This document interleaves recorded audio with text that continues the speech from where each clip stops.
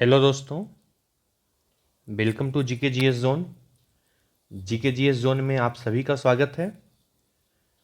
तो skeleton system का कंकाल तंत्र के बाद हम लोग बायोलॉजी के पुनः एक नए टॉपिक के साथ उपस्थित हुए हैं और ये हमारा टॉपिक आज का है पाचन तंत्र। आज का जो हमारा टॉपिक है वो पाचन तंत्र है, डाइजेस्टिव सिस्टम। तो आज हम डाइजेस्टिव सिस्टम के बारे में जानेंगे। पाचन तंत्र के जाने में ये बिल्कुल थ्योरी पार्ट है, ठीक ना। इसके बाद जो है इससे जितने भी ऑब्जेक्टिव क्वेश्चन बनेंगे वन लाइनर एवं एमसीक्यू फॉर्मेट में, उन क्वेश्चनों को भी देखेंगे। तो पाचन तंत्र के अंतर्गत हम विभिन्न अंगों के बारे में पढ़ेंगे, साथ ही साथ ये जान लेंगे कि भोजन जो होता है, भोजन का पाचन किस प्रकार से होता है। जो हम भोजन करते हैं वह जटिल फॉर्म में रहता है और जटिल फॉर्म ही किस में कन्वर्ट हो जाता है, तो एक सरल फॉर्म में कन्वर्ट हो जाता है।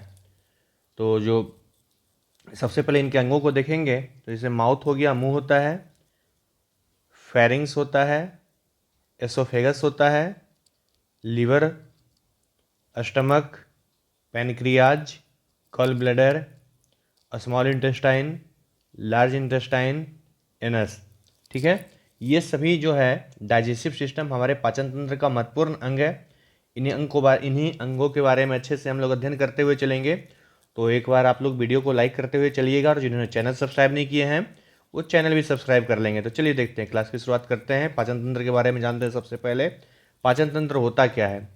तो पाचन तंत्र अंगों का समूह है जिसके अंतर्गत विभिन्न अंग देखे, जिससे मुंह था, फेरिंग्स है, एसोफेगस है, इसके अलावा लार ग्रंथियां हैं, यकृत है, लीवर है, गॉल ब्लैडर है, और स्मॉल इंटेस्टाइन है, स्टमक है, पैनक्रियाज है, लार्ज इंटेस्टाइन है, ठीक ना।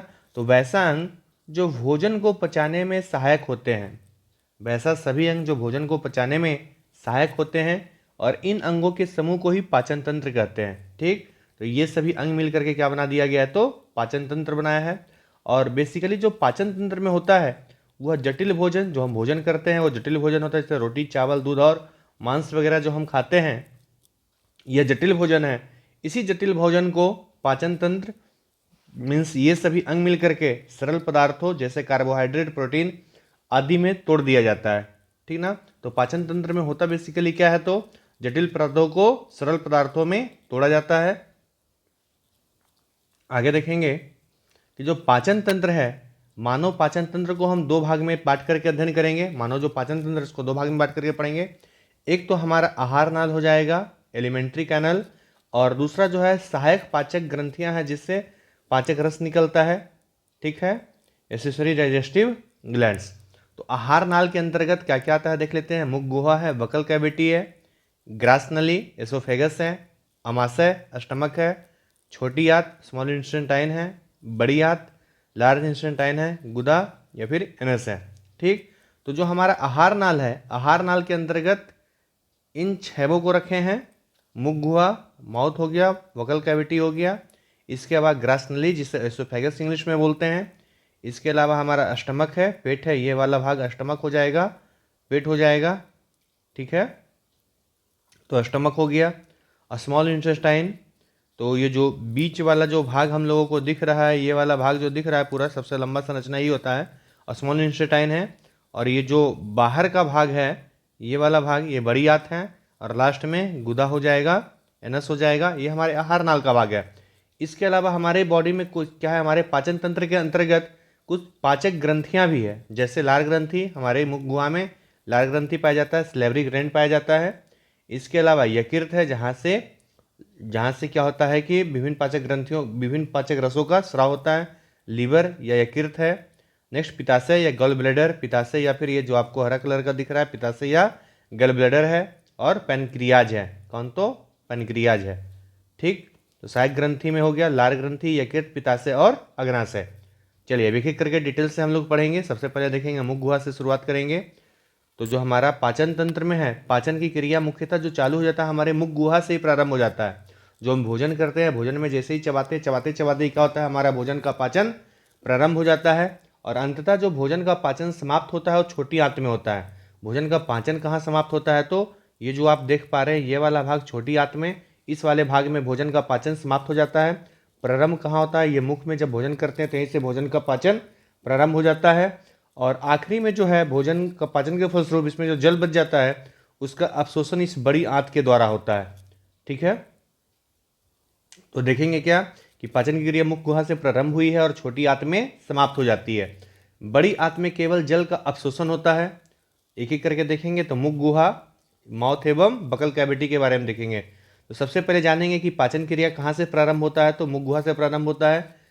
और मुख गुहा में कौन कौन से अंग पाए जाते हैं, तो दांत होता है, इसके अलावा जीभ होता है, और इसके अलावा लार ग्रंथियाँ, स्लैवरी ग्लैंड होता है। ठीक, तो आगे देखेंगे लार ग्रंथिया के बारे में हम लोग जानेंगे। लार ग्रंथिया जिसको कि हम स्लैवरी ग्लैंड के भी नाम से आते हैं। मनुष्य के मुंह में 3 जोड़ी लार ग्रंथियां होता है। दाएं साइड में 3 हो जाता है और बाएं साइड में भी 3, तो 3 जोड़ी का मतलब टोटल 6 लार ग्रंथियां हो जाता है। और ये 6 लार ग्रंथि का नाम जो है, यह जो 6 टोटल जो 6 लार ग्रंथि है, एक तो हो आपका है पैरोटिड। कौन सा लार ग्रंथि है, तो पैरोटिड है। दूसरा लार ग्रंथि है सब मैंडिबुलर। दूसरा लार ग्रंथि हमारा कौन सा है, सब मैंडिबुलर। और तीसरा हमारा जो लार ग्रंथि है वह है सबलिंगुअल। तीसरा जो लार ग्रंथि हमारा कौन सा है, तो सबलिंगुअल। तो हमने देखा सबसे पहले पैरोटिड देखा, हमने सबसे पहले लार ग्रंथि पैरोटिड, और इसके बाद सब मैंडिबुलर, और इसके बाद सबलिंगुअल देखा। आप लोग चलिए वीडियो को एक बार लाइक करते हुए चलिएगा। जिन्होंने चैनल सब्सक्राइब नहीं किया है तो चैनल सब्सक्राइब करेंगे। इसी तरीके के जो इतने भी सब्जेक्ट है, सभी के इंपॉर्टेंट टॉपिक जो भी हैं, उनका डिटेल वीडियो इसी चैनल जीके जीएस जोन के चैनल पर डाला जाएगा। तो आप लोग अपना प्यार भी दिखाते चलेंगे। तो जो 3 लार ग्रंथि जो हो गया, ये 3 लार ग्रंथि हैं, ठीक है। इन तीनों लार ग्रंथि की स्थिति इस प्रकार से, जो पैरोटिडिक ग्रंथि है यह दोनों कानों के नीचे उपस्थित होता है। ये जो हमारा कान है, इसी के नीचे में पैरोटिड ग्लैंड है।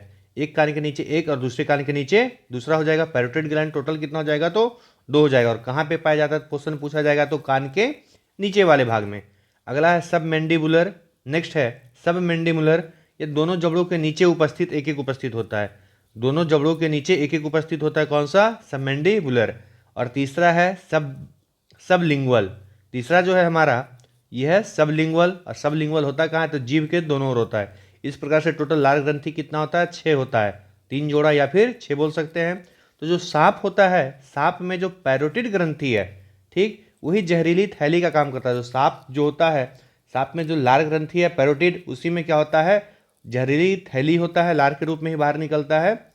अगला है पैरोटिड ग्रंथि। जी, पैरोटिड ग्रंथि विषाणु या वायरस के द्वारा संक्रमित हो जाने पर उसमें सूजन आ जाता है, जिसे हम लोग गलसुआ रोग या फिर मम्प्स के नाम से जानते हैं। तो देखे होंगे बचपन में, खास करके आप लोग देखते होंगे कि एक गाल क्या हो जाता है, फूल जाता है। तो उसके ऊपर एक देखते होंगे कि एक छोटा सा कपड़ा टाइप का, जिसमें बीच बीच में गैप होता है, छेद होता है, उसको चिपकाया जाता है, मेडिसिन का काम करता है, ठीक है ना। तो पैरोटिड ग्रंथि में विषाणु का संक्रमण होता है, जिसके फलस्वरूप जो उस बीमारी को क्या करते हैं, तो गलसुआ बीमारी कहते हैं।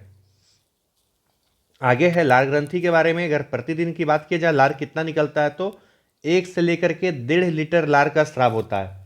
हमारे जो लार ग्रंथि है, उस लार ग्रंथि से प्रतिदिन 1 से लेकर के 1.5 लीटर लार का स्राव होता है। अगर लार का पीएच मान की बात की जाए तो लार का पीएच मान 6.8 होता है। लार का पीएच मान कितना होता है, तो 6.8।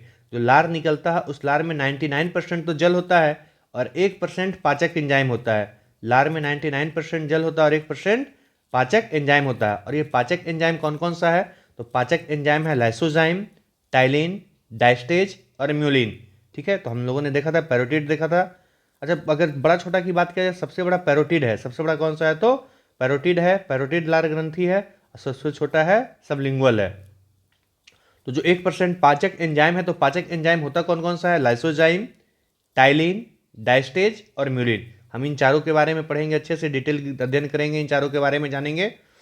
तो सबसे पहले लाइसोजाइम। लाइसोजाइम लार में मौजूद कीटाणु को मारने का काम करता है। जो लाइसोजाइम एंजाइम है, लाइसोजाइम एंजाइम क्या करता है, तो लाइसोजाइम का काम है कीटाणु को मारने का काम करता है। वही टाइलिन एवं डायस्टेज। टाइलिन एवं डायस्टेज एंजाइम जो है, ये कार्बोहाइड्रेट यानी स्टार्च का पाचन करता है। क्वेश्चन पूछा जाएगा कि कार्बोहाइड्रेट अर्थात स्टार्च का पाचन कौन करता है, तो कौन सा एंजाइम करता है, तो टाइलिन एवं डायस्टेज। वही जो हमारे भोजन में उपस्थित जो कीटाणु हैं, उस कीटाणु को मारने का काम कौन करता है, तो लाइसोजाइम करता है। वही टाइलिन एंजाइम जो है, भोजन में मौजूद स्टार्च को माल्टोज में परिवर्तित कर देता है। टाइलिन एंजाइम जो है, ये भोजन में उपस्थित जो हमारा स्टार्च है, उस स्टार्च को किस में परिवर्तित करता है, तो माल्टोज में।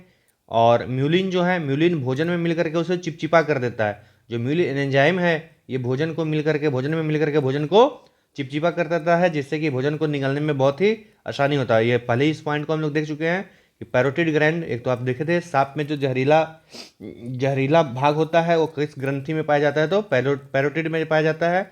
और मनुष्य में क्या होता है, पैरोटिड जो ग्लैंड है उसमें विषाणु द्वारा संक्रमण होता है, जिससे लार ग्रंथि में सूजन आ जाता है, और इस बीमारी को क्या कहते हैं, तो बम्स या फिर गलसुआ कहते हैं। तो ये हमारा जो है पार्ट 1 है। ये हमारा जो हमारा डाइजेस्टिव सिस्टम है, जो पाचन तंत्र है, उसका पार्ट 1 है। पार्ट 2 कल अपलोड किया जाएगा इसी चैनल पे, GK GS channel, GK GS zone channel पे। तब तक वीडियो को एक बार लाइक कर दीजिए, चैनल को सब्सक्राइब करते हुए चलेंगे। जय हिंद, जय भारत। पुनः मिलते हैं अगले टॉपिक के साथ में। Bye bye, take care.